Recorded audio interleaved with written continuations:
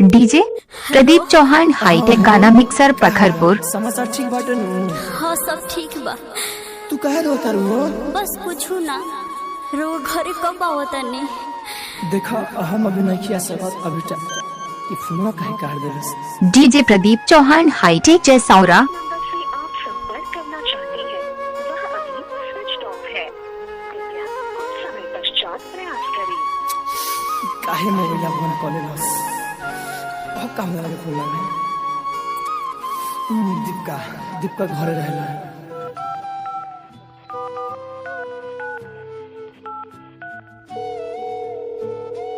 Hello हाँ hello दीपक। हाँ भैया। हाँ दीपक तने हमरा घर जीवा तने अपना भाभी से बात कर बहो। ठीक बा भैया लाइन पर रह। भैया कहाँ के हो लोग बता है? अरे जाके भीतर में देखो ना। भैया हो। हाँ दीपक भैया अरे बोल ना। भैया भागेंगे। डीजे प्रदीप चौहान हाईटेक गाना मिक्सर पखरपुर। जन्म में सब वादा तोड़ के दूर होइबू हर दमला मुँह हमसे मोड़ के काहे जालू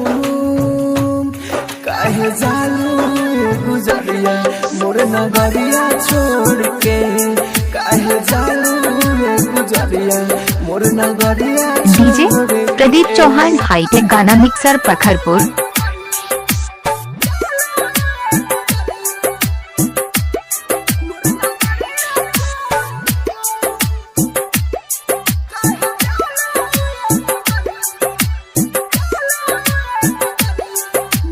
mix by AG recording studio.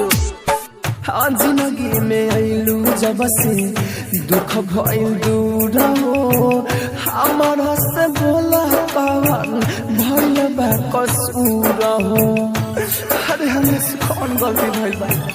अरे आँखों ना पगली बोला एक बार आँख खोल के दोनों मुस्काई दूर तो के नहीं जाए देहब जरूर हो।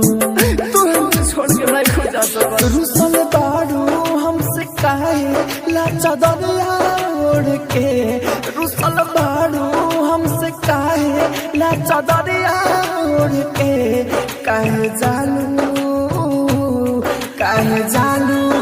गुजरिया मोर नगरिया छोड़ के काहे जालू गुजरिया मोर नगरिया छोड़।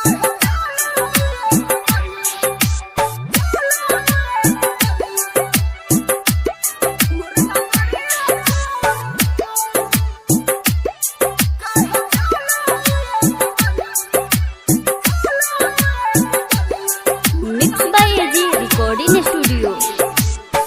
माई बाबू कहे अब उठबू ना तो कहबो ऐसा न आए हमसे करे न रहबो। अरे पगलू अरे कुछ तो बोला। राहुल राजा धानी रोए उठे नहीं डर से अमित ऐसी कविता करे कैसे घर से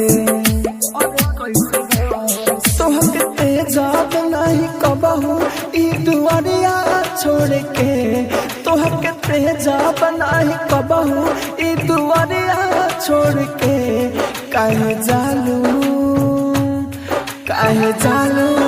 गुजरिया मोर नगरिया छोड़ के काहे जालू गुजरिया मोर नगरिया छोड़ के। DJ Pradeep Chauhan hitech Bahraich.